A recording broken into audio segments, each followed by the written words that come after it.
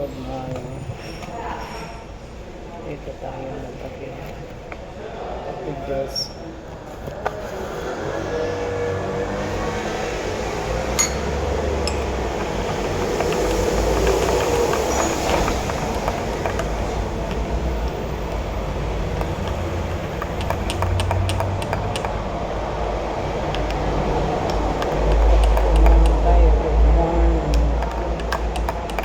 Everyone, enjoy mga cooking tayo. Kape tayo.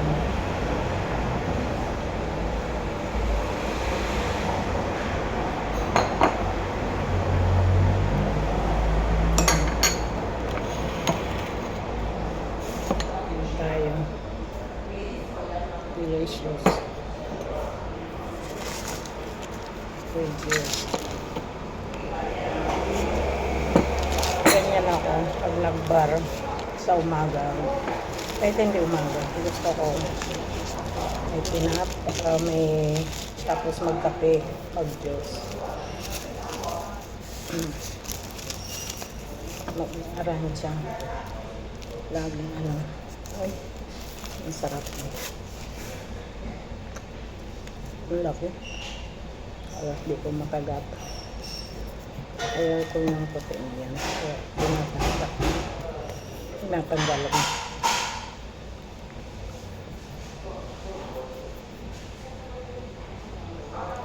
Tingnan mo.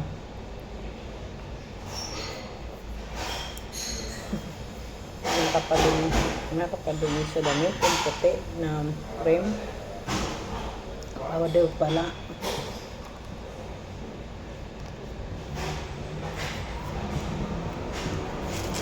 Sa bibig.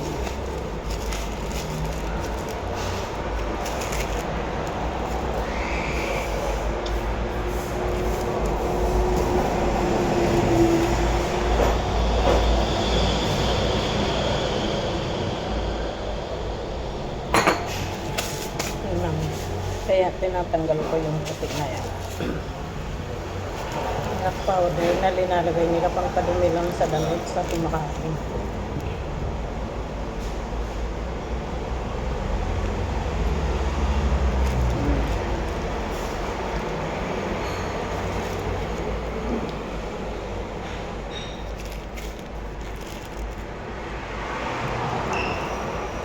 Pumunta ako sa part-time ko sa BNB. Papasok na ako. Kaso nga lang, bar muna ako dito. Muna ako nag-almusal. Maaga pa naman. Pero mayroon check-out ngayon. Kaya gusto ko pumasok ng maaga. Hindi na ako natulog. Hindi na ako natulog kasi pag ako nakatulog minsan tinatanghaling gising. Nakakatamad na bumangon. Mas gusto ko yung hindi pa nakatulog.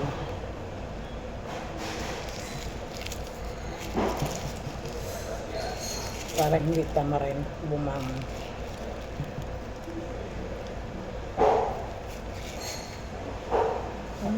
Tingnan mo. Nagdumi na.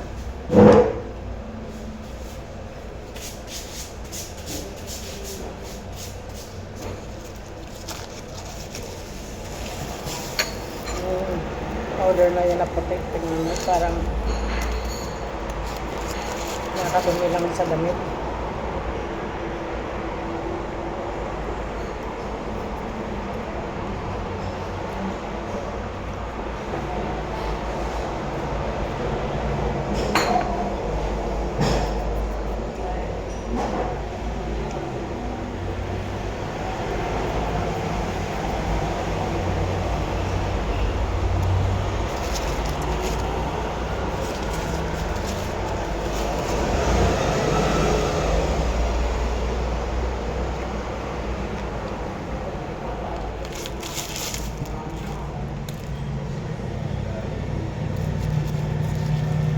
Ngayon sa BNB, araw-araw mayroong isang gabi lang chicken, tapos kinabukasan check out na, tapos may darating naman chicken, kinabukasan. Araw-araw yan. Pero mas gusto ko rin kasi pag may kwarta akong nililinis, 2 oras ang linilis tapos sa kwarto plus kusina di 3 hours araw-araw.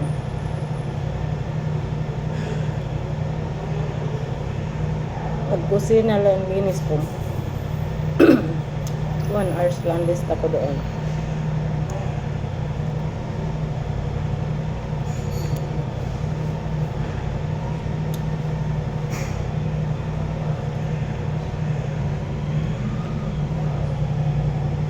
Kapon isang kwarto alas 9 nag-almusal na sila kag inalis na nila ang maleta sa kwarto na alas 9 habang nag-almusal sila linagay na sa sala. Nakapaglinis ako ng maaga ang kwarto.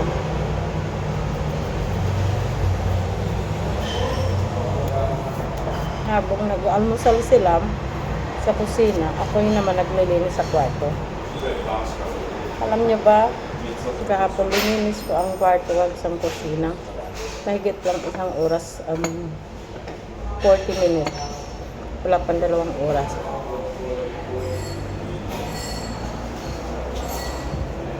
Pagpasok ko sa kwarto, tinanggal ko kagad ang mga kumot.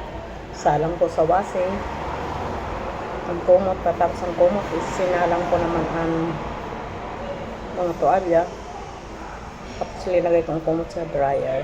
Pero hindi ko kagad sinindihan. Sinindihan ko ang dryer nung paalis na ako. Kaya mamaya pagdating ko, tutupi ko na lang. Ang ginagawa ko, kay araw-araw nagpapalit. Yung linabang ko kahapon, yung dryer ko. Pagtanggal ko sa dryer, diretso kapag sa kwarto. Pag yun ulitan is palit ko naman.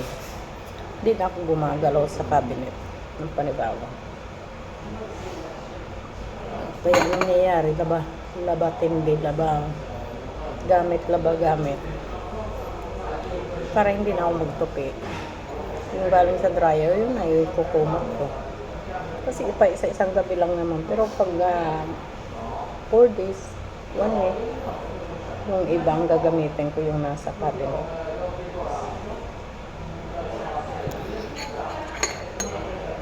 Sarap ng kape nila. Sanay na ako magkape na walang asukal pag nasa bahay. Kasi siyempre, tansya ko yung kape na ilalagay pag nasa bahay. Pag sa bar ang pait, kaya nag-asukal ako.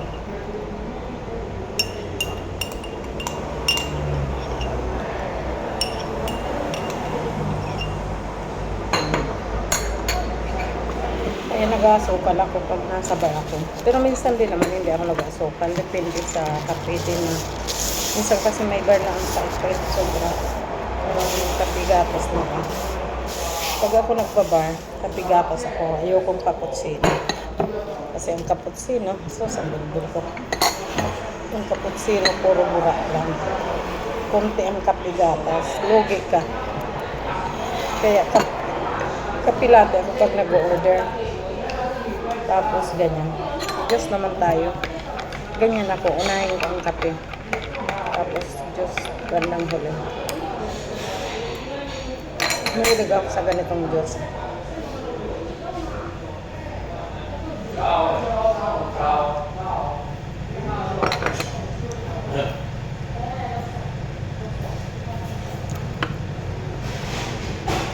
Kahapon nga pala,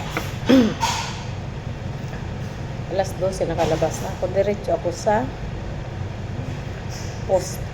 posta. May kinuha. Tapos, pagano ko sa posta, diretso ako sa grocery sa Coop. Sa Chinese, bumili ako ng sitaw. Isang tali, 5 euro. Kunti ang laman.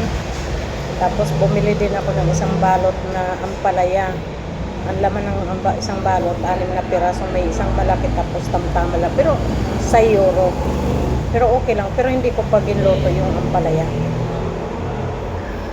Tapos, diretso ako sa Coop. Bumili ako ng isda na salmon. 2 piwang salmon.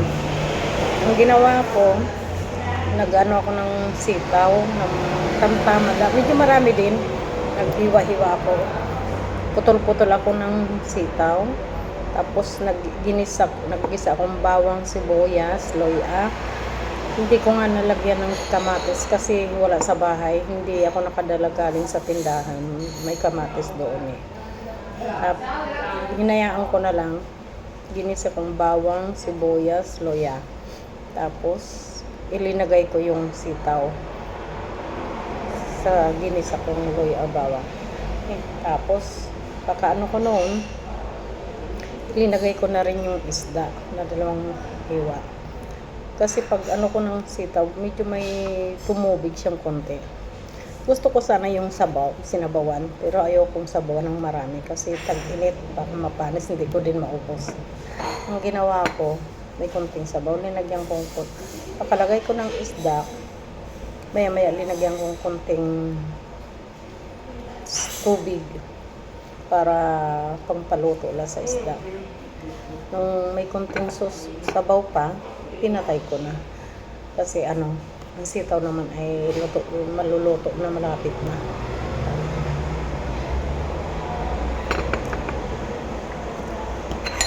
Yun ang kinain ko kahapon, tanghali, bago ko natulog.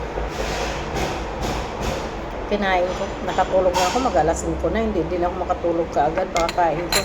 Suro cellphone mo na, pro panood ang mga vlog. Ang ginawa ko,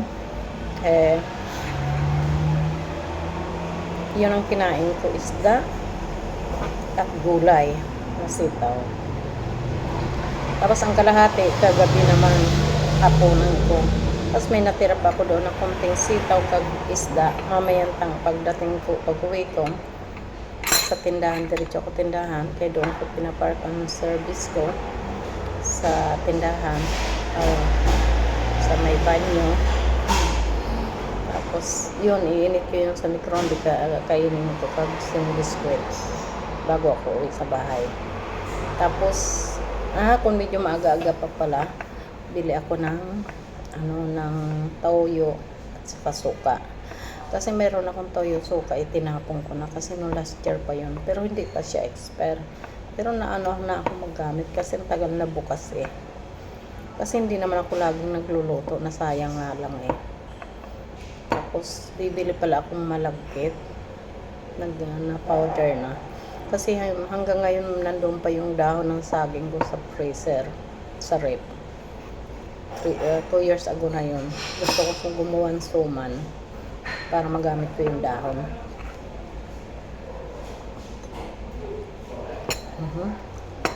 Pag sinipag ako. Ngayon, yung sitaw kahapon na natira ko, marami pa rin.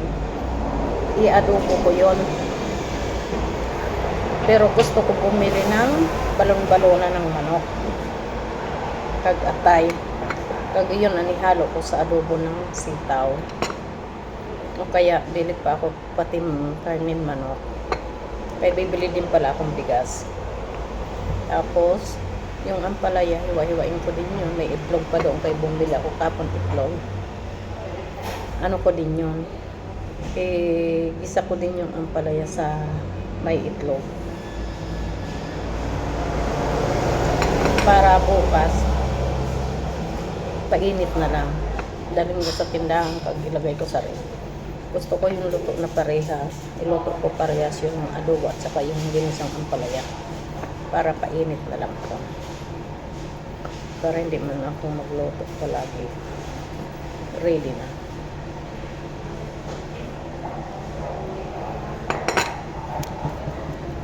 Kaya, ang bilbil ko. Hindi man ako lagi nagkakanin na. Kasi di man ako nagsasayang araw-araw. Pero, tumataba pa rin ako dahil siguro sa maya-maya ang kinakain ko na ano-ano lang. Pag mahilig din ako sa mga tamis-tamis, yun. Ang lipstick ko ngayon, nag-change ako ng kulay. Hindi na pink. Tagal na ito. Kailangan gamitin ko din yung iba kasi matagal. Ang nanonood ako ng yung ni Alexis Gutierrez sa Lamay. nakakalungkot din naman. Kumbaga mabait din yung bata na yun. Yun pa ang ano, bata pa siya, kawawa mga anak, bata pa. Tingnan mo nga naman ang sakit at mayaman ka man umahirap. Pag ang sumapit, sakit na ano, wala din.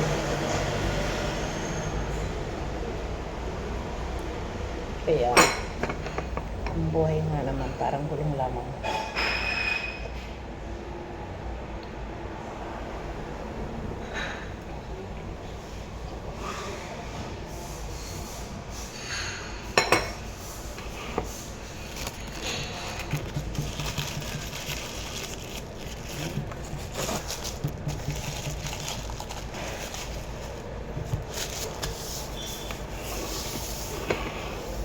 Gusto. Panay po sa kong lamesa doon sa yung search. Diyan nga pa lang. Please, baka pwede po akong lambing ulit sa inyo. Ano naman po, paki-support ng aking channel. Ang aking channel, Pidonar Kebab Italy. Paki-subscribe na rin po. At paki-share at paki-click bell all the video. Please, maraming salamat po sa mga nakasubscribe na. At pag pinanood niyo po yung video, tapusin niyo po. At sana din po yung hindi pa nakapag-subscribe, sana subscribe niyo na rin po at pag-support naman po. Pangarap ko din po na ilang araw itong channel ko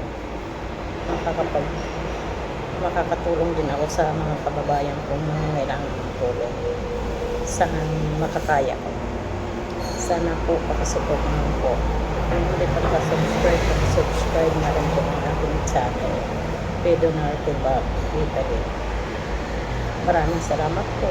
Shout out po sa mga nakasubscribe na sa akin. At shout out din sa magsusubscribe pa lang. Bye-bye. Kaya magbayad na ako sa breakfast ko at magtrabaho na rin ako ng maaga para matapos ng maaga.